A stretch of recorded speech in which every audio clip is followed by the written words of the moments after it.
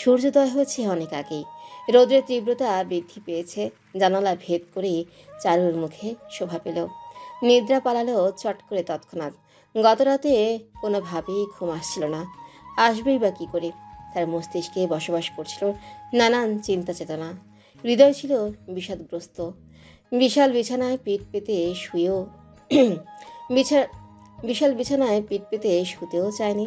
কাব্যের মোটা কণ্ঠে বাধ্য হয়েছে। সে কি ভয় পেতে শুরু করেছে কাব্যকে, যেখানে সে নিজে ভুক্তভোগী, দোষী কাব্য নিজে। তারপরেও নিজের বল প্রয়োগ করে যাচ্ছে চারুর উপর। ঘুরে তাকায় চারু। একই বিছানায় দূরত্ব নিয়ে ঘুমিয়ে আছে কাব্য। ঘুমানোর ভঙ্গিও বিচিত্র। পা গুটিয়ে রেখেছে মাথা নুইয়ে, বাচ্চাদের ভঙ্গিতে উল্টো পাশ ঘুরে ঘোর তন্দ্রায়। এত লম্বা চওড়া একটা মানুষ এভাবে ঘুমালে কেমন দেখায়? ভাবতে নিয়েও ভাবল না চারু। তাকে নিয়ে ভাবতেই চায় না। এমনিতেই বিনা নিয়মন্ত্রণে জীবনে কাল হয়ে এসে হাজির হয়েছে। হঠাৎই কেন যেন চারুর মনটা আশ্বস্ত হয় না। সে ভুল করেও কাছে ঘেঁষার চেষ্টা করেনি। মাঝরাতে ঘুম ভেঙেছে একবার, ঠিক একই পরিমাণ দূরত্ব নিয়ে ঘুমিয়েছিল। তাদের মধ্যেকার সীমা লঙ্ঘন করেনি হয়তো। উঠে এক মুহূর্ত থাকলো না এখানে। কাল রাত থেকে এই ঘরে আটকে আছে। কাব্যের ঘুমের সুযোগে বেরিয়ে পড়ল দ্রুত পা চালিয়ে। দম বন্ধকর পরিবেশ থেকে মায়ের কাছে এসে শান্তি লাগছে। জড়িয়ে ধরে কেঁদে ফেলল। বাবা হুইল চেয়ারে ভাসমান চোখে চেয়ে জেনেছে ইতিমধ্যেই সিধে সাদা লোকটা প্রতিক্রিয়া দিতে পারছে না, বাকশূন্য সম্পূর্ণ। ছোট ভাইটাও জেনেছে তাদের ঘরে আরেকজন সদস্য যোগ হয়েছে। ব্যাস এতটুকুই। মা, আমি বিয়ে করতে চাইনি। আমার ইচ্ছের বিরুদ্ধে বিয়েটা হয়েছে মা, আমাকে ক্ষমা করে দাও। চারু, আমি জানি রে মা, আমি কাল রাতেই তোর মুখ দেখে বুঝেছি। আমাকে ক্ষমা করে দাও। মেয়ের গাল বেয়ে অশ্রু নিজ হাতে মুছে দিলেন। স্বামীর আড়ালে নিচু আওয়াজে প্রশ্ন করলেন, সেটা কাল রাতে তোর? বুঝে ফেল চারু মায়ের অব্যক্ত কথার অর্থ। আমতা আমতা করছেন প্রশ্ন করতে। চারু মাকে থামিয়ে বলল, না মা। স্বস্তির নিঃশ্বাস ফেলেন শায়লা। নত চোখে দাঁড়িয়ে হঠাৎ মনে হলো জানা উচিত কীভাবে হলো এসব। সরাসরি প্রশ্ন করে বসেন, আমি জানতে চাই বিয়েটা কি করে হলো, কেন হলো? চারু দীর্ঘশ্বাস ফেলে এক এক করে সবটা খুলে বলে। সেখানেই দাঁড়িয়েই ঘরে একটা ভীতিকর পরিবেশ সৃষ্টি হয়েছে। তবে মায়ের শেষ প্রশ্নের উত্তর দিতে পারেনি। বিয়েটা কেন হয়েছে সেটা স্পষ্ট উত্তর যে তার কাছেও নেই। উচ্চস্বর ভেসে এলো কানে, চারুলতা, চারুলতা বলে চেঁচাচ্ছে। বড় বড় কদম ফেলে এসে হাজির কাব্য। আশ্চর্যজনকভাবে তার মুখে আতঙ্কের ছাপ। আস্তে আস্তে একদম চারুর একদম সামনে এসে দাঁড়ায়। ভয়ে কয়েকদম পিছিয়ে নিয়েছে চারু। কিছু বলার জন্য মুখ খুলবে তার আগেই চোখ পড়ে হুইল চেয়ারে। বুঝতে বাকি নেই সে চারুর বাবা, কাব্যের শ্বশুরাপ্পা। আপাতত মনোযোগ চারুর কাছ থেকে সরিয়ে নিয়ে ঝুঁকে সালাম করলো চঞ্চল সাহেবকে। মুখে মুখে মুখে সালামটাও জানিয়েছে। মেয়ের হাত চেপে উভয়ই তাজ্জব দৃষ্টিতে চেয়ে তাদের দিকে। ভদ্রতা দেখাচ্ছে, জোর করে বিয়ে করে ভালো সাজা হচ্ছে।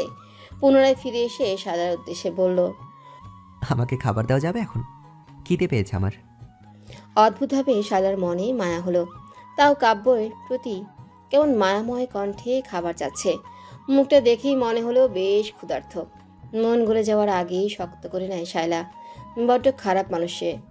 তার মেয়ে জীবন নষ্ট করেছে। বিয়ে নামক বন্ধনে আবদ্ধ করেছে মেয়েকে বিমুখতায়। দাঁতে দাঁত চেপে রান্নাঘরের দিকে চলে গেলেন। নাদিম সাহেব হুইল চেয়ারে নিয়ে চলে গেলেন অন্য ঘরে। কাল রাত থেকে এই বাড়িতে চলাফেরা করতেও মনে নানান চিন্তা আসছে। এটা তো তাদের বাড়ি না, অন্যের বাড়িতে থাকছে তারা। নিজের বলে এখানে মানুষগুলো ছাড়া কিছুই নেই। চারুলতা, এলোমেলো দৃষ্টি ফেলে চারু বলল, আপনাকে খাবার দিচ্ছি, আপনি ফ্রেশ হন। আমি ভয় পেয়েছিলাম চারু। আপনা আপনি মুখ থেকে কেন শব্দটি বেরিয়ে আসলো চারুর। ভাবলাম আমার ঘুমের সুযোগে তুমি পালিয়ে গেলে কিনা। সে উপায় রেখেছেন? অবহেলাপূর্ণ আওয়াজে বলে উঠে চারু। এতে বিশেষ কোনো হেলদোল দেখা গেল না কাব্যের মুখশ্রীতে। চারু দেখলো না, দেখার ইচ্ছেও নেই। যত দূরে থাকা সম্ভব তত দূরেই থাকবে। আমাকে হারিয়ে যাওয়ার ভয়ে কখনো দেখো না, মরে যাব। এবার নাচে পারল না কাব্যের মুখপানে। তৎক্ষণাৎ নেত্র তুলে দেয়। তাকে উপেক্ষা করে দরজার দিকে এগিয়ে গেল কাব্য। দরজা খুলে শুধু মাথা বের করে উকি দিয়েছে। আমজাদ। সুরেলা টানে ডাকে আমজাদকে।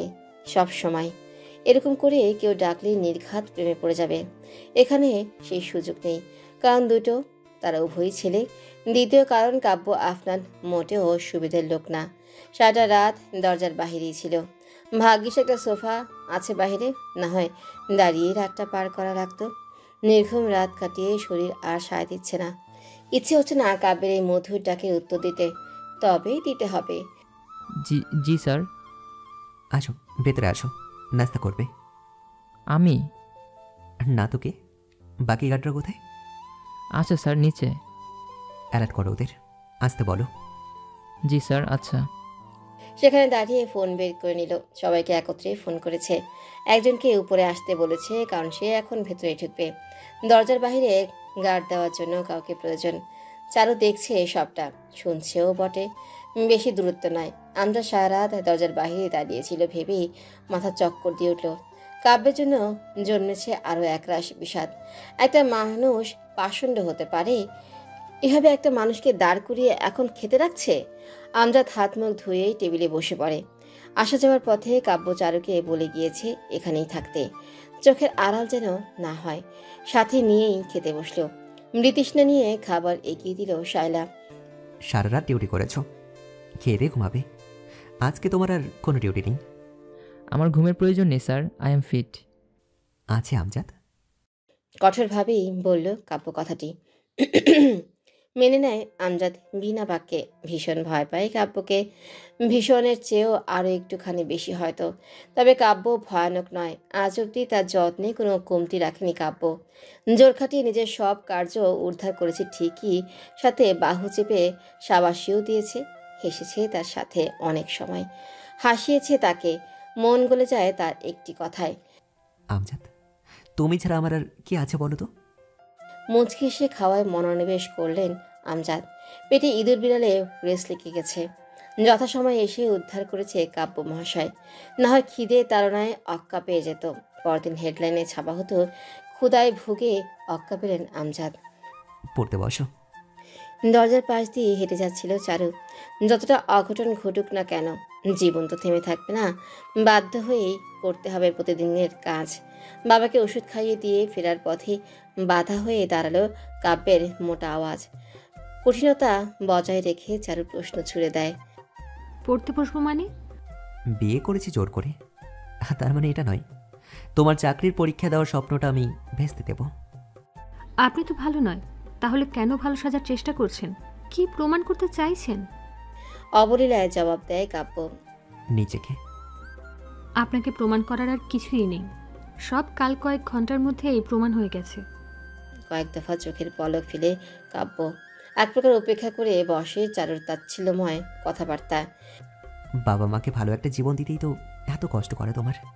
মৌলিক সকল চাহিদা পূরণ হয়ে যাবে, তুমি তোমার স্বপ্ন পূরণ করো। আমার আর কোনো স্বপ্ন নেই। রেখে আছো তুমি। রাগ কমলে পড়তে এসো। আমি বইপত্র নিয়ে বারান্দায় বসলাম, পড়াবো। সে পড়াবে? সে তো শিক্ষক নয়। কাল নিজেই স্বীকার করেছে একজন শিক্ষক হওয়ার ভনিতা করে গেছে। মিথ্যে শিক্ষক হয়ে কি শিক্ষাদান করা যায়? হয়তো যায়, না হয় এতদিন কীভাবে কাটভাবে পুরো একটা ক্লাসকে হ্যান্ডেল করেছে। পানির গ্লাসটা ধপ করে টেবিলের উপর রাখলো চারু। মা তার দিকে করুণ চোখে চেয়ে। চয়ন ফিরেছে সবে স্কুল থেকে। ছেলেকে মুখে তুলে খাইয়ে দিতে দিতে মেয়ের দিকেও কয়েকবার চেয়েছে। চারুলতা। আবারও ডাক। বিরক্তিতে চোখ শক্তভাবে বুঝে নেয় চারু। নিজের নামের প্রতি বেশ রাগ হতে শুরু করলো। মানায় না, একদম মানায় না কাব্যের মুখে চারুলতা ডাকটি। বিরাগ ভঙ্গিতে এসে দাঁড়ায় কাব্যের সামনে। কাব্য হেসে চোখের চশমাটা ঠিক করে নিল। আগেই বই খাতা ছিটিয়ে রেখেছে গোলাকার টেবিলে। ভ্রু উঁচিয়ে বলল, বসো। কোন টপিকে তোমার সমস্যা বলো, আমি লাইন বাই লাইন বুঝিয়ে দেবো। কথা বলতে ইচ্ছুক নয় চারু। নাই এখানে বসতে। যার ভাষ্য ভালো লাগতো বিষয় ক্লাসরুমে, তার বোঝানো এখন হজম হবে না। কি বিশ্বাস করতে পারছো না? কি করে করব? আপনি তো সম্পূর্ণটাই মিথ্যা। কাব্যর যেন কিছুই যায় আসে না। কেমন অদ্ভুত মুখের ভঙ্গি নিয়ে থাকে। শুধু মুখে একটা অমায়িক হাসি ছুড়ায়, ব্যাস এতটুকুই। অপেক্ষা করতে করতে কপালে ভাঁজ পড়ল। বোঝা হয়েছে চারুর শেষ প্রশ্নের উত্তর দিতে সে ইচ্ছুক নয়। এখন পড়ালেখা করতে হবে। অত্যন্ত ভারী স্বরে বলল এবার।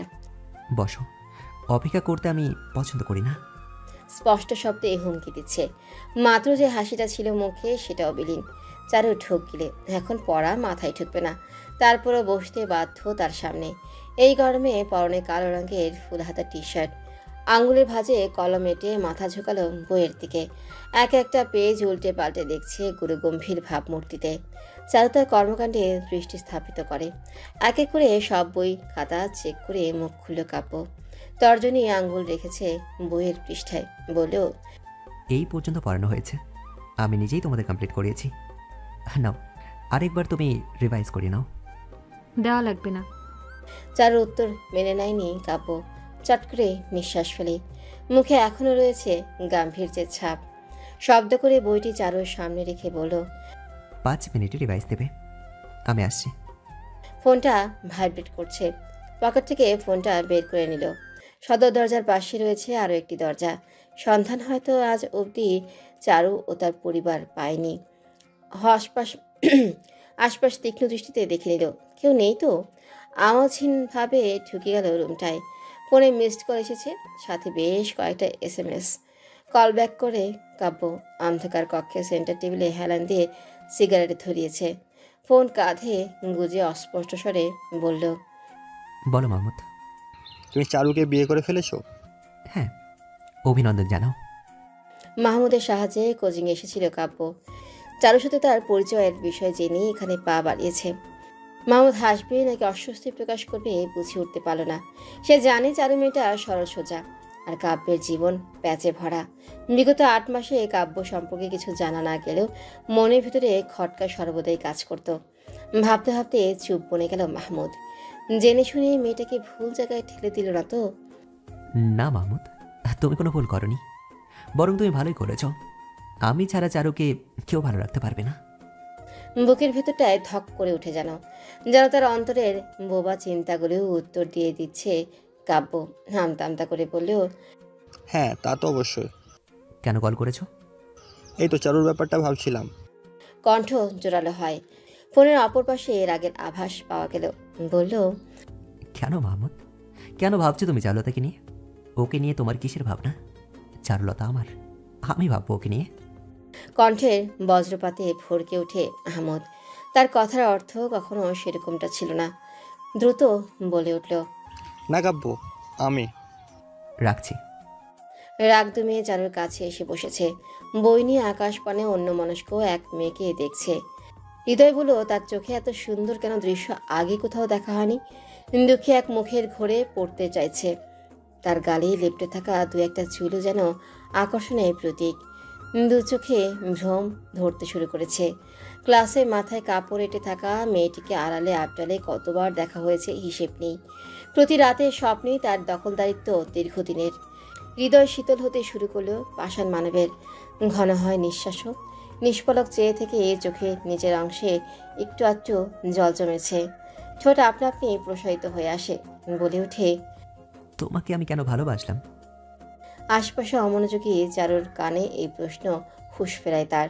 কাব্য তার দিকে চেয়ে এমন একটি প্রশ্ন ছুড়ে দিয়েছে যার উত্তর সে নিজেও চায়।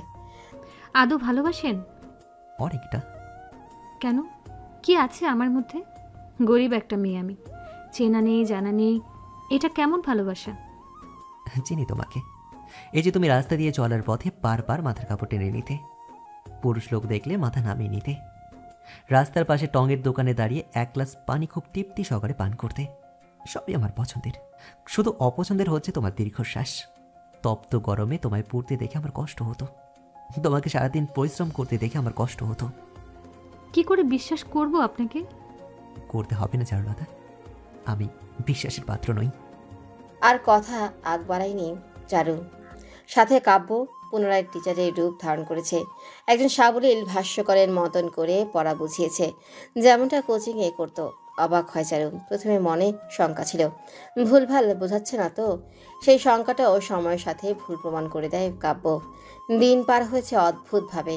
কেউই স্বাভাবিকভাবে চলাচল করতে পারছে না ঘরে। তার একমাত্র কারণ কাব্য। ভয় প্রতি কদমে। কখন কি করে বসে তেমন কিছুই হয়নি আপাতত। মেনে নিতে না পারলেও সহ্য করছে, নিজেদের জিম্মি হিসেবেই ধরে নেয়। গত রাতের মতোই বিশাল এক দূরত্ব নিয়ে ঠিক একই ভঙ্গিতে ঘুমিয়ে আছে কাব্য। সন্ধিহান দৃষ্টি তার দিকে রেখে চারুর চোখেও ঘুমেরা ঝুঁকে আসে। কখন ঘুমিয়েছে সে নিজেও জানে না, তন্দ্রায়ও যেন সে সজাগ। পাশের মানুষটি তাকে পুরোপুরি স্বস্তির ঘুম কেন, নিঃশ্বাসটা অবধি নিতে দিবে না। রাত ৩টে, বিকট আওয়াজে ঘুম পুরো দমে উড়ে গেল। লাফিয়ে উঠেছে চারু, বুকে হাত চেপে ধরল। ঘাবড়ে গিয়েছে অনেকটা। বাবা মায়ের কোনো বিপদ হলো না তো? সর্বপ্রথম এই চিন্তাটা এসেছে মাথায়। দ্রুত উঠে দাঁড়ায়, পা বাড়িয়েছে দরজার দিকে। এর পূর্বেই থেমে গেল। কাব্য নেই, বেডের ডান পাশটায় ঘুমিয়েছিল। কোথায় গেল এই রাতের বেলায়? কাব্যের অনুপস্থিতি ভয়কে আরও দ্বিগুণ করে। একবার ভাবলো বারান্দায় নয়তো। দৌড়ে বারান্দার দিকে এগিয়ে গিয়েও কোনো লাভ হয়নি। এখানেও নেই সে। ফিরে আসার পথে চোখ গেল নিচের বাগানে। কালো কোট পরিহিত ১০-১২ জন পুরুষ দাঁড়িয়ে ঘেরাও করে আছে জমিনে লুটিয়ে পড়ে থাকা একজন লোককে। আমি তো ওকে মেরে ফেলিনি, আমি শুধু ওর পায়ের গোড়ালিতে অল্প ব্যথা দিয়েছি। মাটিতে শুয়ে কাতরাচ্ছে একজন, তার রক্তে সবুজ ঘাসগুলো লালচে। সেও বাকিদের মতন কালো রঙের স্যুট পরা। দেখেই বোঝা গেল তাদের মধ্যে একজন। কাঠের চেয়ারে পায়ের উপর পা তুলে বসেছিল কাব্য। এত বড় কাণ্ড সেই ঘটিয়েছে বুঝতে বাকি নেই চারুর। মিনিট ২ হবে দৌড়ে এলো এখানে। বারান্দা থেকে এই দৃশ্য দেখে নিজেকে কিছুতেই থামাতে পারেনি। চারুকে দেখে উঠে এসেছে কাব্য।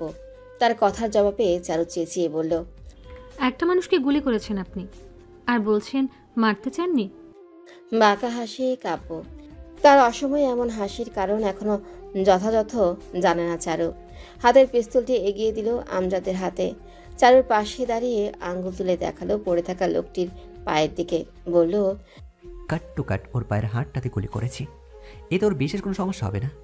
হ্যাঁ, কয়েক মাস ব্যথা থাকতে পারে, কিন্তু মরবে না। আর আমি ওকে এই ব্যথাটাই দিতে চাচ্ছিলাম। কিন্তু কেন কেন আঘাত করবেন আপনি মানুষকে?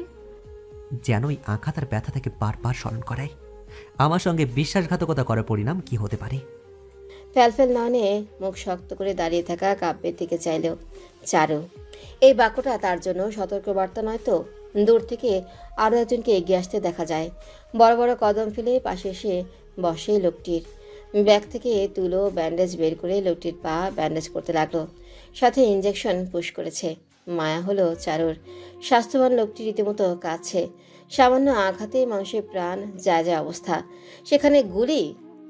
কাব্য আমজাদের উদ্দেশ্যে বলল, ওকে খাতে যত্ন করো। পেনকিলার দিয়েছে না? জি স্যার। ডক্টরকেও সঙ্গে রাখবে 24/7। আর সবচেয়ে বড় কথা, ওকে একা ছাড়বে না। বেশি বার পারলে হাত পা পেতে রাখবে। কাব্য হাঁটছে। নিজের প্রগারও চোখে বুঝিয়ে দিল চারুরও সাথে আসতে হবে। একবার পেছনে চেয়ে চারু পা বাড়িয়েছে তার পেছনে। পাশাপাশি হাঁটতে হাঁটতে কাব্য বলে উঠল, তুমি শুটিং শিখবে? এমন প্রশ্নে মুখে তুলে তাকালো কাব্যের পানি। অবাক চক্ষু তার। শুটিং আর চারু, কখনো তো মাথাতেও আসেনি এই ধারণা। কাব্য বলল, তুমি শিখতে চাইলে আমি তোমায় শেখাবো। তোমার যা করতে মন চাইবে তৎক্ষণাৎ আমাকে জানাবে। আপনি কি তাহলে ভণ্ড শিক্ষকের পাশাপাশি ভণ্ড শুটারও? হেসে ফেলে কাব্য, বলে, শুটার ভণ্ড হয় না, শিক্ষাদানের জন্য শিক্ষক হতে হয় না। শিক্ষিত হলেই চলে, তবে কোনো সার্টিফিকেটের দরকার পড়ে না। মাথার উপর দিয়ে গেল। কি বলল সে? বোঝাতে চাইল কি? শিক্ষক থেকে তথাকথিত স্বামী হওয়ার পর তার কথাবার্তা চালচলন পুরোটাই ভিন্ন। এই অঙ্কের সমাধান কোথায় জানতে হবে। কাব্য নামক রহস্যের সমাধান করতে হবে। ঘুমিয়ে পড়েছে কাব্য। শুয়ে পড়ে মিনিট খানেকেও সময় নেয়নি। বুকে ওঠানামা করা গতি তার নিস্তেজ দেহে প্রমাণ দিচ্ছে। এই অপেক্ষায় ছিল চারু। খুব সাবধানতার সাথেই কাব্যের পাশে গিয়ে দাঁড়ায়। সাইড টেবিল থেকে তার ফোনটা হাতে তুলে নিল।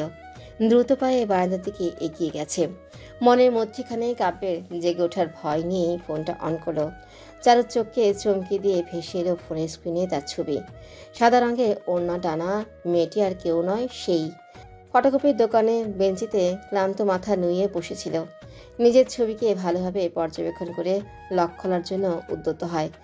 আশ্চর্যজনকভাবে কোনো লক নেই ফোনে। যাক, এই যাত্রায় তার জন্য ভালোই হয়েছে। সর্বপ্রথম কল লিস্ট চেক করে। সম্পূর্ণ ফাঁকা। লিস্টে কোনো নাম্বার না দেখে কপাল কুঁচকে নেয় চারু। পুরো ফোন চেক করার পর মনে পড়লো গ্যালারির কথা। সেটা তো চেক করা হয়নি। গ্যালারি ওপেন করে আরেক দফা চমকে ওঠে। বৃদ্ধাঙ্গুলের সাহায্যে টাচ স্ক্রিনের উপর নিচ করছে। পুরোটা গ্যালারি জুড়ে শুধু একজনের ছবি, চারু। কখনো রাস্তায়, কখনো ক্লাসরুমে, কখনো তাদের পুরো বাড়ির দরজায়। এগুলো কখন তুলেছে সে? হাজারটা ছবি এখানে। নিজেকে নিজেও কখনো এভাবে কল্পনা করেনি, যেভাবে কাব্য তাকে এই যান্ত্রিক ফোনে আবদ্ধ করেছে। তুমি চাইলে গোয়েন্দা সংস্থায় কিন্তু চাকরি নিতে পারো। মোবাইলটা ধপ করে মাটিতে পড়ে গেল। ধরফুরিয়ে উঠেছে চারু। সর্বাঙ্গে ভয়ানক কম্পন সৃষ্টি হয়েছে। 2-1 কদম পিছিয়ে চলে যায়। কাব্য এগিয়ে এসে বলল, পড়ে যাবে চারু, পেছাচ্ছ কেন? খেয়াল নেই। ভীতিকর ধরা পড়ে যাওয়ার পরিস্থিতিতে রেলিং ঘেঁষে দাঁড়িয়ে ঝোঁকে ফোন হাতে তুলে কাব্য আবারও বলে ওঠে, কিছু পেয়েছো আমার ফোনে? শুধু তুমি ছাড়া আর কিছুই নেই। ঠোঁটজোড়া কাঁপছে চারুর। ছোটবেলা থেকেই ভীত প্রকৃতির মেয়ে সে। পড়ালেখায় মেধাবী হওয়া সত্ত্বেও এই ভয়টা তার মন থেকে দূর হয় না। কাব্যকে দেখলেই মনে হয় যেন তার জীবন হরণ করতে সে সর্বদা প্রস্তুত। দৃষ্টি শীতল করে কাব্য। কম্পন ধরা ওষ্ঠজোড়ায় নজর পড়তে অন্তরের ব্যাকুলতা বাড়াবাড়ি শুরু করল। কয়েক সেকেন্ডে চোখ নামিয়ে নিল। মুখ শক্ত করে নত দৃষ্টিতে চারুর দিকে প্রশ্ন ছুড়ে, আমি তোমাকে ব্যথা দিয়েছি, বকেছি? কেন ভয় পাচ্ছ আমাকে? আমি কি মানুষ না তোমার মতো? কেন? আমি তো কোনো ক্ষতি করিনি, তারপরও কেন এত ভয় তোমার? কেঁদে উঠল চারু। বলল, জোর করে বিয়ে করছেন, এর চেয়ে বড় ক্ষতি কি হতে পারে কাব্য আফনান? আপনি চাইলে আমাদের পার্টির সাথে হাত মেলাতে পারেন মিস্টার কাব্য। এতে আপনার আমার দুজনেরই লাভ। মেটে রঙের ফোঁটা পরিহিত একজন কাব্য থেকে বেশ খানিকটা দূরত্ব নিয়ে কালো রঙের সোফায় বসে বিশাল ওয়্যারহাউসটায় কথা বাড়ি খাচ্ছে এদিক ওদিক। ঠোঁটের কোণ থেকে জ্বলন্ত সিগারেট সরিয়ে কাব্য বলল, আমার লাভ? হ্যাঁ, আপনার লাভ। আপনাকে কেউ চেনে না এই শহরে। রাজনীতির সাথে জড়ালে আপনার মুখ চেনা জানা হবে, ফেম পাবেন। ফেম দিয়ে আমি কি করবো প্রমোদ সাহেব? ক্ষমতার ফ্রেম কে না চায়? আপনার ক্ষমতা কতটুকু? আজব বাচনভঙ্গি কাব্যর। স্বাভাবিক সুরেই কথা বলছে, ঘোর গলায় অপ্রয়োজনীয় প্রশ্ন ছুড়ে দিচ্ছে। নাদান শিশুর মতন বিস্তারিত জানতে চাচ্ছে সব বিষয়ে। কপাল কুঁচকায় প্রমোদ। তৎক্ষণাৎ স্বাভাবিক মুখটায় ফিরেও এলো। এখানে কোনো রকম তাড়ামি চলবে না। নিজের স্বার্থের জন্য হলেও অন্তত নত হতে হবে। সেটা জনতা জানে আমার ক্ষমতা কতটুকু। পরপর 2 বার নির্বাচিত হয়েছি। তারপরও আমার সামনে এসে বসে আছেন ক্ষমতা দ্বিগুণ করার জন্য। এত ক্ষমতা কোথায় রাখবেন? ঘরে জায়গা হবে? বউ বাচ্চা তো ক্ষমতার চাপে ডেবে যাবে। খট করে হেসে ফেলে আমজাদ। ডান হাতে মুখ চেপে ধরল তৎক্ষণাৎ। ভরাট কণ্ঠে মাঝে মধ্যে কৌতুকপূর্ণ কথা বলে ফেলে কাব্য। শীতল চোখজোড়া আমজাদের দিকে তুলে নেয় কাব্য। তার হাসির মৃদু শব্দ পেয়েছে। কফির মগ হাতে তুলে বলল, বড্ড বেশি হাসো তুমি আমজাদ। নেতা সাহেবের নিশ্চয়ই ইগো হার্ট হয়েছে, ক্ষমা চাও। আমজাদের মুখে পুনরায় আসন্ন হাসি কোনো রকম গিলে নিয়েছে। 9 বছর যাবৎ কাব্য নামক রহস্যে আটকা সে। কথার আছে বুঝে বেশ ভালোভাবেই। এই কথাটাও যে বলেছে প্রমোদকে তাচ্ছিল্য করে সেটা বুঝতে বাকি নেই। তারপর নিজের বসের আদেশ অনুযায়ী ছোট্ট করে বলল, সরি। ইনিয়ে বিনিয়ে অপমান করা হচ্ছে, যেটা প্রমোদের বোধশক্তিতে এড়াচ্ছে না। রাজনীতিতে একটু বুঝদার না হলে হয় না। এই সাময়িক অপমান তার দলকে ভারী এবং পোক্ত করতে পারলে সেটাতেই সে রাজি। আমজাদ অবাক হচ্ছে। এখনো লোকটা বসে। একটু পরেই কাব্য কাটকাট না বোধক উত্তর দিয়ে তাকে বিতাড়িত করবে। খুব ভালো করেই অবগত সে। আপাতত দাঁড়িয়ে একটু মজা লুটে নেওয়াতে তার তেমন কোনো অভিযোগ নেই। প্রমোদ সাহেব, আপনি কিছু মনে করবেন না। আমার আমজাদ শুধু একটু ঠাট্টা করে, রসিক মানুষ তো।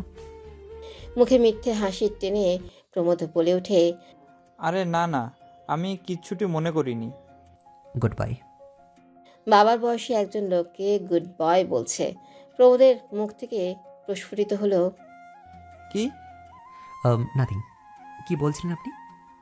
বললাম আমাদের সাথে জয়েন করেন। এই এরিয়াতে আপনিও একটা শক্তপোক্ত অবস্থান পাবেন, কথা দিচ্ছি আপনাকে। সোফায় হারান দিয়ে কাব্য বলে ওঠে, আমি নেতা নই, মন্ত্রী নই, আমি কোনো ডনও না, ইভেন কোনো মাফিয়াও না। আমি তো কিছুই না। আপনি কেন আমাকে চাইছেন? তাহলে আপনাকে কেন ভয় করছে? বিশেষ কিছু উচ্চ পদস্থ মানুষগুলো? কে জানে, হয়তো কেউ অনেক কিছু জানে, আবার হয়তো কেউ কিছুই জানে না। বড্ড পেঁচিয়ে কথা বলেন আপনি, মিস্টার কাব্য। দেখুন প্রমো সাহেব, মনোযোগ দিয়ে সততার সঙ্গে রাজনীতি করুন, আপনার জন্য ভালো। আজকাল সৎ রাজনীতি করে কে? আপনি করবেন, দেখিয়ে দেবেন সবাইকে আপনিও কারোর থেকে কম নয়। একে রাজি করানো মুশকিল। বড়সড় দান খেলার জন্য কাব্যকে চাই।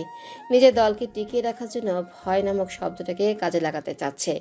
আমজাদ দাঁড়িয়ে, এই ছোটখাটো গম্ভীর কমিটি মিটিংয়ের অন্ত কোথায়? আবার খিদে পেয়েছে তার। বিয়ে করার পর কাব্য বদলে যাচ্ছে, আমজাদের যত্নে 1% অবহেলা করছে। আমার ছোটবেলার শখ ছিল হাতে পিস্তল, পাশে 10-12টা বডিগার্ড, আর বাড়ি আর গাড়ির। আর আমি শুধু আমার শখটাই পূরণ করেছি। আপনি আমাকে ক্ষমতাবান ভেবে ভুল করেছেন। আসলে আমি একটা অধম। আপনার দলে আমি আসলে লাভের চেয়ে লসই বেশি। প্রমোদ কিছু বলতেই যাচ্ছিল, হাত তুলে থামিয়ে দেয় কাব্য, ইশারা করে আসতে। আমজাদ স্বস্তির নিঃশ্বাস ছাড়ল। কাব্যের ব্যাটারি ডাউন হয়েছে, যাক বাঁচা গেল। কথাবার্তার পর্ব এখানেই শেষ। প্রমোদ শক্ত মুখে বেরিয়ে গেল তার ছেলেদের নিয়ে। আপদ বিদায় হয়েছে। আমজাদ কাব্যের উদ্দেশ্যে বলল, স্যার, আমার মনে হয় প্রমোদের চ্যাপ্টারটা ক্লোজ করে দেওয়া উচিত। অযথা ঝামেলা। ঝামেলা তো করতে চাই না আমজাদ, কিন্তু প্রমোদ তো যে 2-1 দিনে লাফালাফি শুরু করবে, সেটা কি হবে? আপনি বললে ওকে। তোমাকে কতবার বলেছি, খুন খারাপির কথাবার্তা আমার সামনে বলবে না। গাড়ি বের করো। কাব্য প্রমোদ সাহেবের সাথে কথাবার্তা শেষ করে বাড়িতে ফিরল। বাড়িতে ফিরে চারুলতার দিকে তাকিয়ে বলল, আমি বাড়ি ফিরলাম, তুমি কেন প্রশ্ন করলে না চারুলতা যে আমি কোথায় ছিলাম? গুনে গুনে 3 ঘন্টা কাব্য ঘরের বাইরে ছিল। ঘরের গুমট পরিবেশটাও অনেকটা কমে এসেছিল। পুনরায় ঘোর নিস্তব্ধতা ছেয়ে গেল চারিদিকে। একা বারান্দায় আনমনা হয়ে দাঁড়িয়ে থাকতে দেখে প্রশ্ন ছুড়ে দিল কাব্য। প্রয়োজন বোধ করিনি। এমন উত্তরটাই চারুর কাছ থেকে আসা ছিল। তারপরও কেন যেন রুক্ষ কথাটি হৃদয়ে কাটার মতো বিঁধল।